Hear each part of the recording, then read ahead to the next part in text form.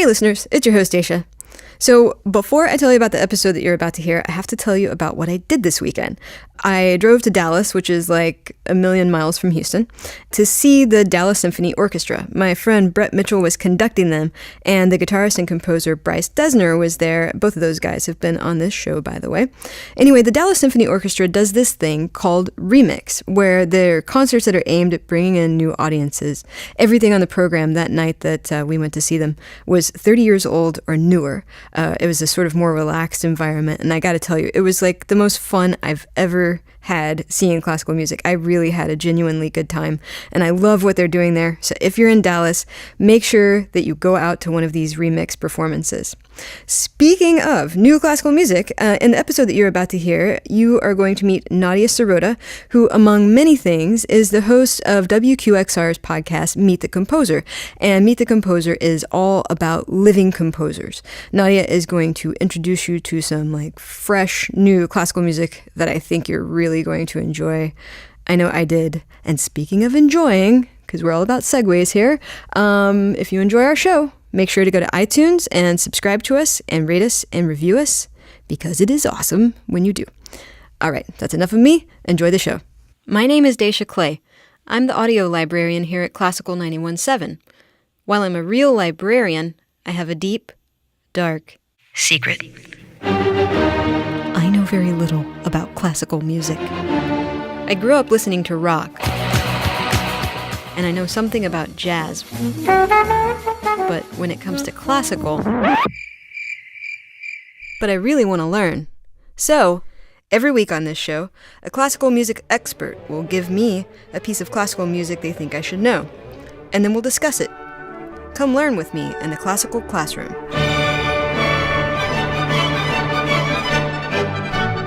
Hello everyone, and welcome to the Classical Classroom. I'm Daisha Clay, and here with me today is Nadia Sirota. She is many things, actually. She's a violist who's collaborated with people like Missy Mazzoli and Nico Muhly, both artists who've been on this show, by the way, on her albums, and she's worked with people like Marin Alsop, Itzhak Perlman, and the Silk Road Ensemble as well. She's a podcaster. She hosts and produces the podcast Meet the Composer for WQXR, which explores the lives and music of living composers. Nadia is a member of several groups, including yMusic and Alarm Will Sound, and she's worked with some of my favorite rock musicians, including Grizzly Bear, Jónsi, and Arcade Fire. Nadia Sirota, welcome to the Classical Classroom. Thank you so much for having me. So first, I want to ask you a little bit about your podcast, Meet the Composer, which I was listening to some of today, your episode with Nico Muhly, the most recent one, I guess. And man, I gotta say, I love how it's put together. Oh, thank you. Yeah, like the way that you put his music together with what he was saying was just how it was kind of punctuating the words that he was saying. It was pretty brilliant. So you have expressed to me many times extensive frustration about various journalists asking you, how do you think you became so successful? Right. Or something like that. Can you just talk about why that's frustrating to you? I never felt successful. I felt gloomy. You know what I mean? Because successful, the implication is so that little bit of sort of sound manipulation and sound world is very much the brainchild of my producer Alexander Overington, who's he's actually a composer himself. And what's been really cool about our working together is that we do try to have a somewhat of a musical kind of compositional quality to the shows themselves. Mm-hmm. So, we do go through the life of the composer and give you some facts and music that they like and what they listen to. But the other idea behind it is to sort of create a sound collage of their world, of the stuff that goes into their heads and then comes out sort of as their music. So by the time you're listening to their music, you have an incredible amount of sound information so that hopefully you can take more away from the show than you would if we were just sort of talking. It really works, and it makes it very exciting too. And I'm also interested in how you developed the show. Why did you feel there was a need for it? So as many people who have recently graduated school do, I went through a little bit of a panic, entitled, How Do I Make a Living? and was playing viola and had a lot of projects. But at that point, most of the projects were like super losing money, like not even slightly not losing money.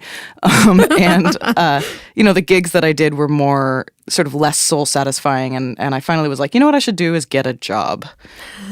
So the job that I ended up getting was ripping CDs into the database at WNYC. Really? Were you like kind of digitizing their library? Yes, way back. Yeah, this was the beginning of a digital library. Oh, okay. Well, I'm a librarian. That's what I did when I first came here to the station. So we definitely have that in common. Yeah. And at a certain point, my boss at the time was Limor Tomer, who now runs the concert series at the Metropolitan Museum. But she said, I just want to hear what you sound like on air, and if you're terrible, we'll just pretend it never happened. And so I started hosting overnight music and doing other stuff, and eventually started hosting on Q2 Music, which is a streaming radio station devoted to contemporary classical music. But the thing that I try to do in sort of every branch of my life is get new music out to a larger audience, because I feel like it is so, there's such amazing stuff happening right now, such amazing pieces being written.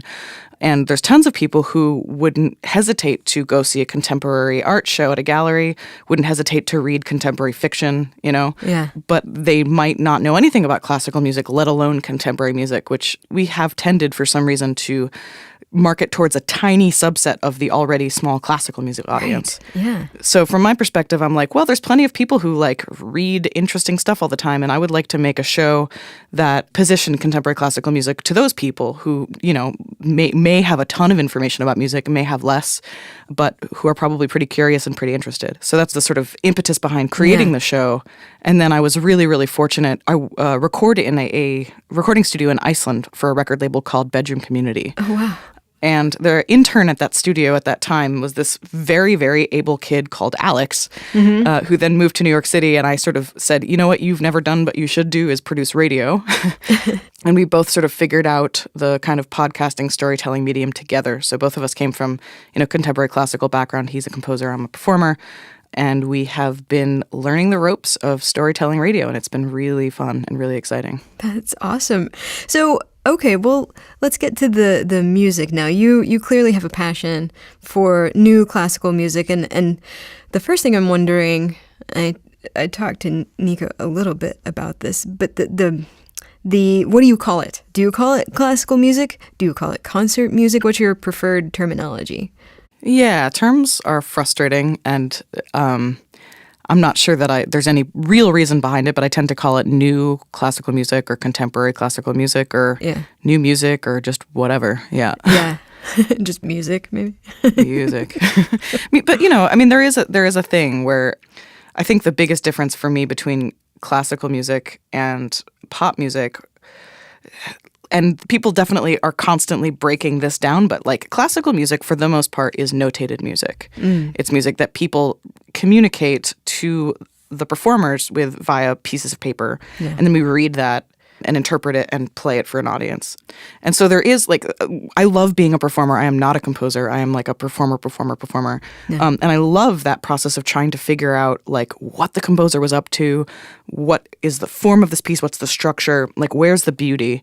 And then it's my job to try to communicate that in real time to an audience, which is crazy. So I'm trying to come up with an interpretation and a way of expressing this music where people can get ideas of structure, get ideas of poetry live and on this time frame which the composer has provided. So that is like a pretty unique to classical music thing, that act of translation. When you think about going to see like a songwriter or a band, the performer and the composer are often the same person. Now, that's not true for like every single pop singer. Beyonce has sung a ton of stuff that was written for her. Right. And sometimes some of those things can be notated as well, but it's a different process on some level. And so the text of pop music, I think, is the recording, right? Yeah. The CD itself is the piece.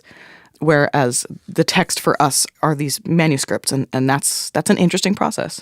And there's also plenty of composers that, like I think about Valgeir Sigurðsson, he notates music often, but also sometimes he'll just create the whole piece inside the machine, like in Pro Tools or whatever. So yeah, it's hard to know where the one thing leaves off and another thing starts these days. And I think that's a beautiful confusion, honestly. I do too, and the sort of mixture that's happening between pop music, rock music, classical music. Yeah, what do you call that stuff also? Like, it's so hard to know what to call anything. Yeah.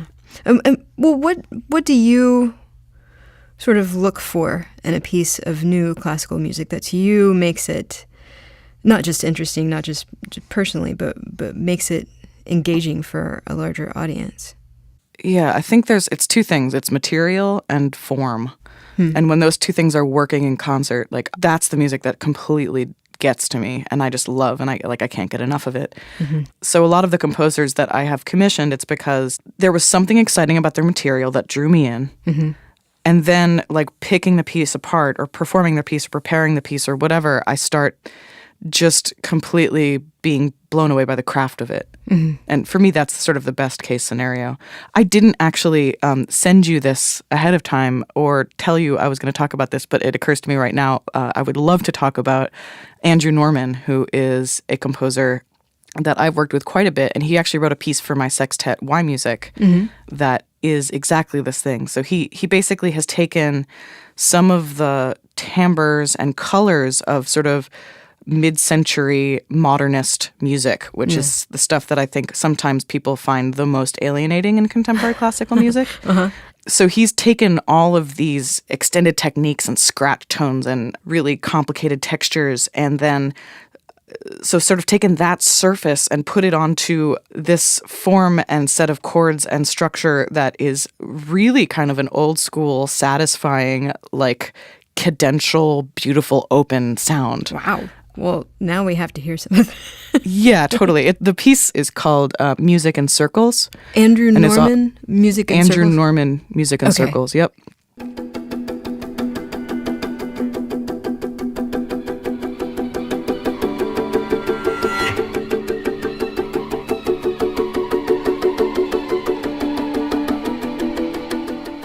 Yeah, so this is Andrew Norman's piece. And as you can hear already, there's a lot going on. Yeah, what is happening? So the viola, which is actually literally me in this case, he asks you to block these chords with your left hand and then to bounce the bow completely vertically on the string. So I'm not going back and forth, up and down at all. It's all just a vertical bounce. And the cool thing about that is it means I can actually really get all three notes at once, which is something usually that you have to like break a chord like that if you wanted to play it at once. So it starts with this vertical bounce, and all of the instruments are making these weird whistling sounds like a tea kettle and overpressure, and that kind of ends up escalating into this ecstatic, completely loud, crazy, messy moment where we're all playing this one fragmented melody completely out of sync with each other. And like as loudly and as joyfully as possible. And I love these sounds are not sounds that I've heard before. Even just bouncing my bow vertically on the string. I've done that actually just with the wood part of the bow, which is a technique I've done before, but never with the hair.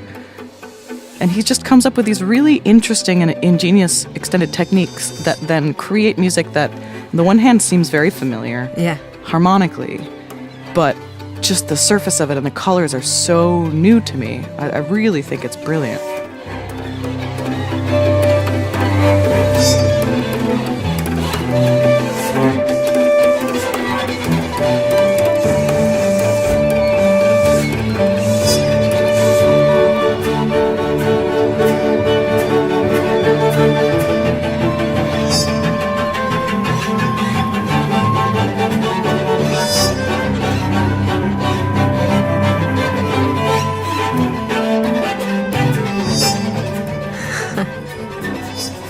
So any of this accomplished in production, or is this all purely just the This is all acoustic instrument sound. Wow.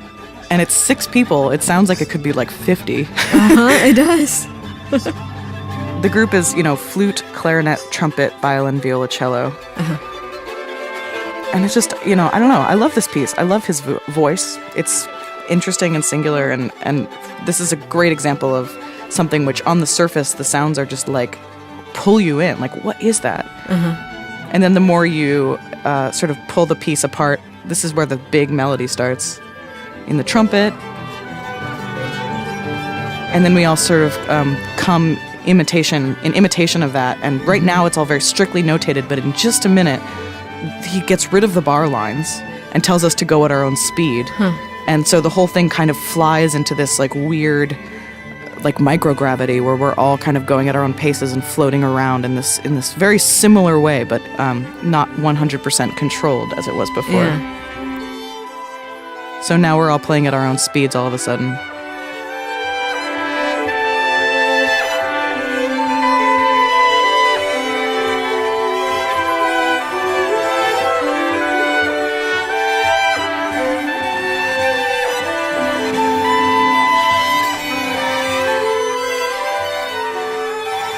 I love it. And the melody itself is just this unzipping of this, you know, the intervals get bigger and bigger and bigger. You know, it reminds me just a little bit of some parts of Sufjan Stevens' song Chicago. Oh, yeah. Yeah. You know, it's interesting because a couple of the people in our group actually were on that record. Really? So sometimes people are like, oh, it sounds a little like Sufjan. It's like, well, it's the same flute player, same clarinet player, same violinist. Like, That's awesome. Wow. Well, let's go to another piece of music, and I'd love to see something else that you're excited about today. Sure. Let's talk about Caroline Shaw. Caroline Shaw is awesome. And who is she? Where does she hail from? Yeah, she lives in New York City now. She went, I think, to Rice University and then to Yale.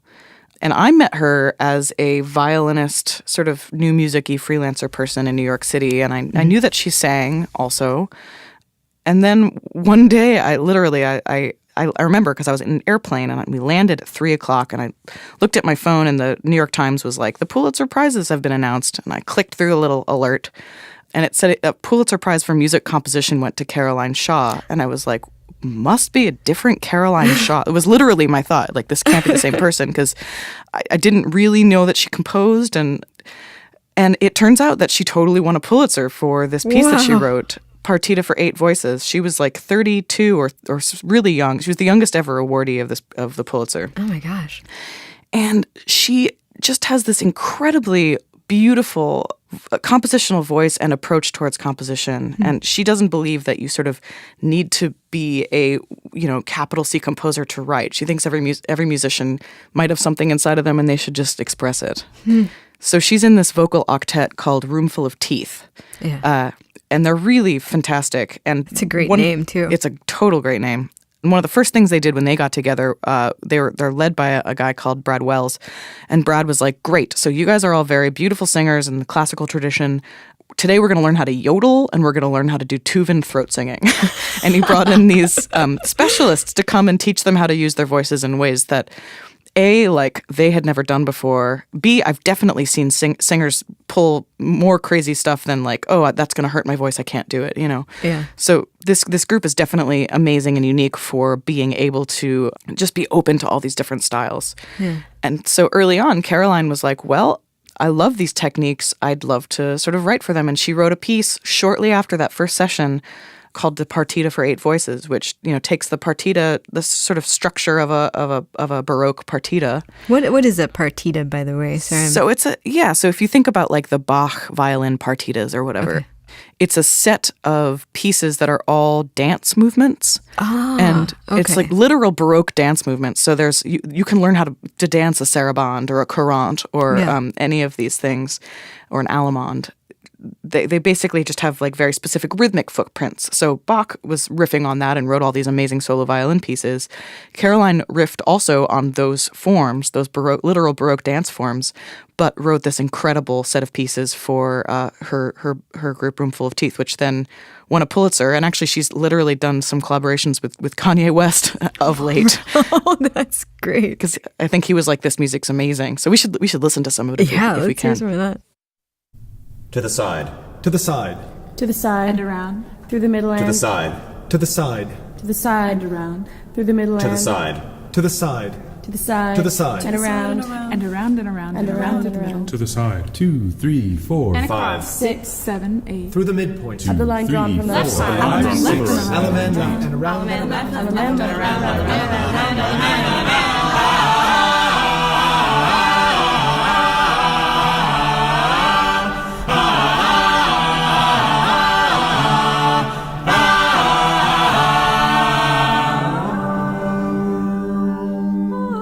A square divided horizontally and vertically into 4 equal parts. One gray, the wall is boarded and divided into 4 equal parts. A red diagonal line from the lower left Square with a corner red toward the horizontal upper line.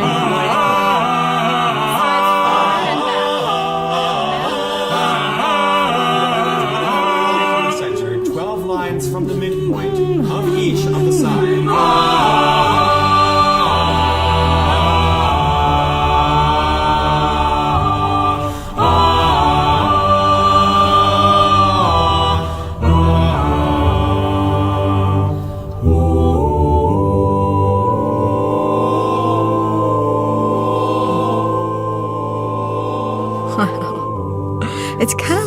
It's kind of like Barrio, the Velvet Underground, and a choir all had a baby. Yeah. Yeah. Well, so the text of this is all soloist, and I love soloist. So they were working actually at Mass Mocha, and there's this big soloist permanent installation there. And what I love about his drawings, quote unquote, is that he actually doesn't make the paintings or the drawings. He has a score for them, basically. Oh. All of the text that they sing in that Allemande, these are all the instructions for these soloist paintings. So it's like at the midpoint of the first line, draw a line diagonal to the whatever, and and it's a sort of a combination of these scores for paintings, which I love that they exist, and all of this great stuff. So in a second, they say the detail of the pattern is movement, which is so great and such a great concept. So that's all brilliant.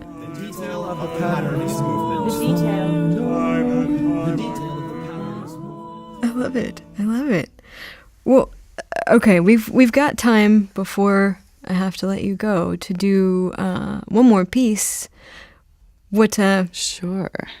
Something in maybe a different direction that you're interested in. Yeah, absolutely.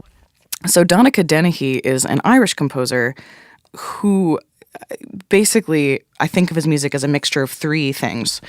Number one, he has this real love of spectralism, but what that means in his music is something a little different than it means in like a bunch of French composers' music.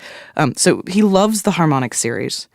And the tuning, the way that we tune a piano, for example, which we're all used to hearing, is equal temperament, which means that every half step is the same distance apart from every other note.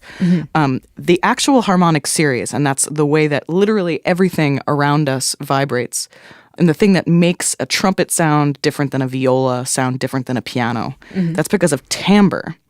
And timbre is something that we get as a result of the harmonic series. So which harmonics come out in a trumpet, those are different harmonics than in a viola, and that's why those two things sound different. Gotcha. Okay.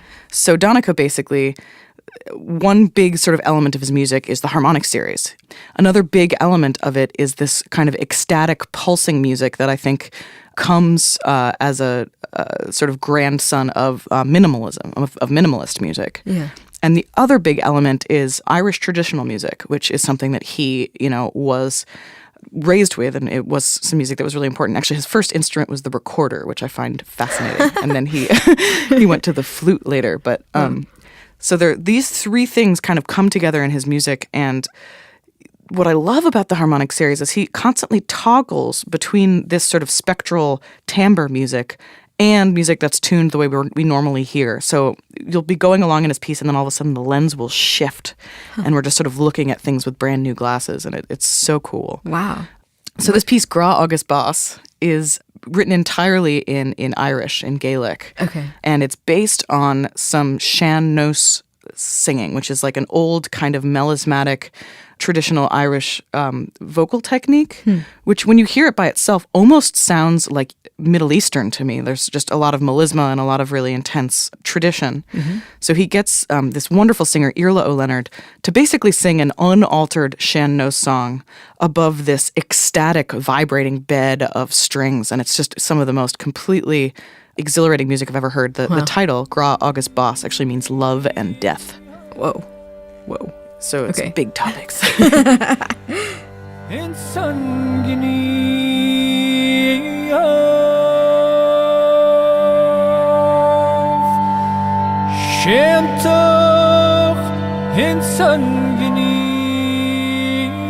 right off the bat, we're hearing some of that harmonic series-y tuning. Shentoch I see what you say about it sounding a little Middle Eastern. Yeah, right? Sounds like a call to prayer. Exactly. It starts to sort of move and vibrate a little bit more.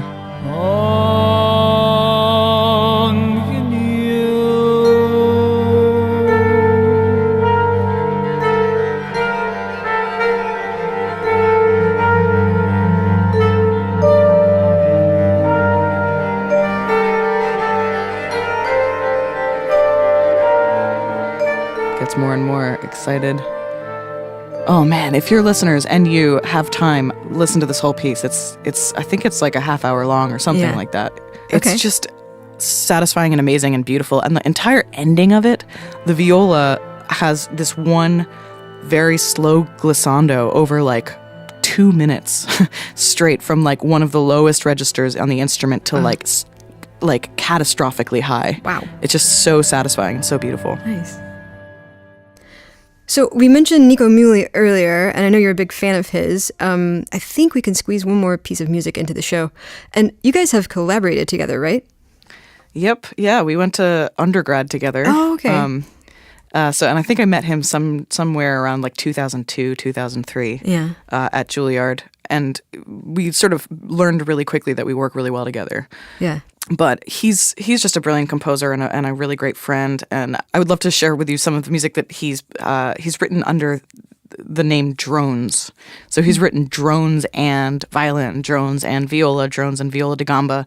And the first of those pieces that he wrote is the one that we're going to hear a little bit of, called Drones and Piano. Okay. And what I love about this piece, and in fact all of these pieces, is he explains the inspiration for these pieces comes basically from that thing which I think we've maybe all done on some level, which is if there's a kind of standing machine noise in the room or on a plane or when you're vacuuming or whatever, you end up kind of making up these little harmonies to rub against it or singing little songs to yourself. And so Nico just was doing that so consistently that he was like, you know what? I'm just going to write some of these down. That's great. And Drones and Piano was the first of those. And what's really brilliant from a programming perspective, a live concert perspective, is like anyone can drone, you know? So he did like this great series of concerts at the Barbican in London and had just everyone in the room, like David Lang and Richard Reed Parry from Arcade Fire and Bryce Dessner and me, and just a ton of us on stage droning before the concert even starts. Just like playing this one note or this one set of pitches. He comes on stage, plays against it, which is super great, and then the drone continues. That's just really fun.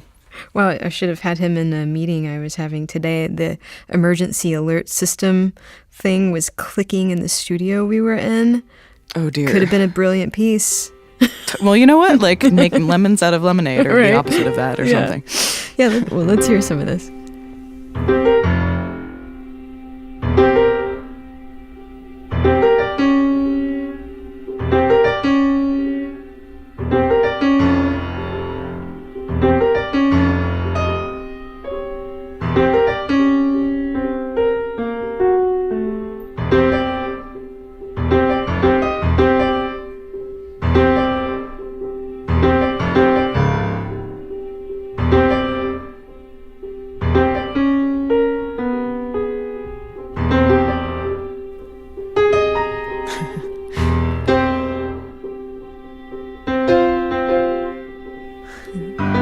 Love it. He just tries each little thing, spins it out. Yeah. Starts over, you know. Yeah. It really does, especially at the beginning. It reminds me so much of that type of like idle brain play when you're in an airplane and forgot your noise canceling headphones and you're just hearing this like for a while, you know. Yeah. And you start composing a little song along with it, like. Absolutely. I love it. Well, I've got two more questions for you before you go today. I'm interested in what excites you about what's going on in classical music today, and what do you kind of wish would go away? Well, so I'm excited just because I feel like the stuff that I'm hearing, there is an incredible amount of really good music being created right now. And maybe it's just music that is my taste that's being created right now, but it's completely fascinating to me. What I love about this generation of young composers is that there's a real sense of community and a real sense of supporting each other and holding each other's work up. And, there was a little bit of a kind of gross backstabby moment in contemporary classical music in America, where there was this idea that like you were either writing cerebral music or you were writing overly emotional music, and both parties were like antagonistic towards each other. And even within those parties, there were people that were begrudging other people's success. Yeah. And that was kind of the new music community that I grew up in the 80s. Yeah. And I think probably there's a bunch of reasons that it's not that way anymore, but a little bit of it is in relief of that. Our generation grew up and said, well, that seems not terribly fun or nice. And I see a lot of composers really helping each other out and really being interested in each other's work. And as a result, the whole thing just feels kind of joyful and exciting. And I think that the audiences also pick up on that kind of a thing. Yeah. But I also think that our generation, like, literally has the internet. Yeah. So it's way easier just to be exposed to way more stuff. Mm-hmm. You don't have to, like, well, first of all, in a kind of a slightly sad way, you don't really have to invest that much money in order to know a lot of music. Right. But you also don't have to make your way to the, like, right part of the CD store. And, there's poetry and beauty in that being, in that existing, and there's poetry and beauty in that not existing. So, I don't know. It's just, it's an interesting moment for us on that front. Yeah. What was the other question you asked me? What I wish would go away? What kind of trend or thing do you see happening in new classical music that you wish would kind of go away? I don't really begrudge anyone their passion. If the music exists, someone's into it, and that's great. And I think the cool thing about, like, being human is our differences and our weirdness. And, I'm super psyched about the stuff I'm super psyched about, but I don't think that needs to exist to the exclusion of anything else, really. Yeah. I think that it's great that it exists, and I feel privileged to be able to participate in this world and with these incredible artists. And yeah, I'm not sure I really wish anything would go away. Like even concert formats that I find like not of my taste, like I think it's also really cool that they exist. And like some people are a little upset about the like stuffy classical music image. I actually think it's brilliant and great and lovely. Like my concerts aren't like that, but I love nothing more than getting dressed up and going to the opera and like having a billion glasses of champagne over intermission and like looking at people. I mean, it's so fun and so different and so far from like when you come to a show that I might do. It's not gonna feel like that. But I think there's room for everything. I really do. Yeah, and sometimes those new things are born from pushing against other things, like, and that doesn't necessarily mean that those things are bad, Yeah, and I feel like with classical music, like I think that there's a ton of people around my age that don't know anything about classical music. And I'm just sort of putting forth the idea that, like, a great place to start is what's going on right now. You're going to understand something, like, intuitively about the music of our time, Right. And then it works sense to, if you like Grizzly Bear or Jónsi, you should listen to Nico. Yeah. If you like Nico, you should listen to Stravinsky. If you like Stravinsky, you should listen to Ravel. If you like Ravel, you should listen to Satie. And my point is, like, working backwards from a perspective that you understand makes way more sense to me than, I think I'll get into classical music and like you put on Mozart and you're starting from like square zero. That makes so much sense. Like actually starting from a place that you understand. Totally. And then working that. I love that. That's totally how my brain works. I'm going to start doing it's that. Also very like internet-y logic, right? It's like you're on a web page that makes sense to you and then you're like, I don't know what that is, and you click through and you go down the rabbit hole. Click through that. Yeah, absolutely. Totally. And music should be that kind of a discovery rabbit hole. Absolutely. Nadia Sirota, thank you so much for being on the show today. This is a great talk.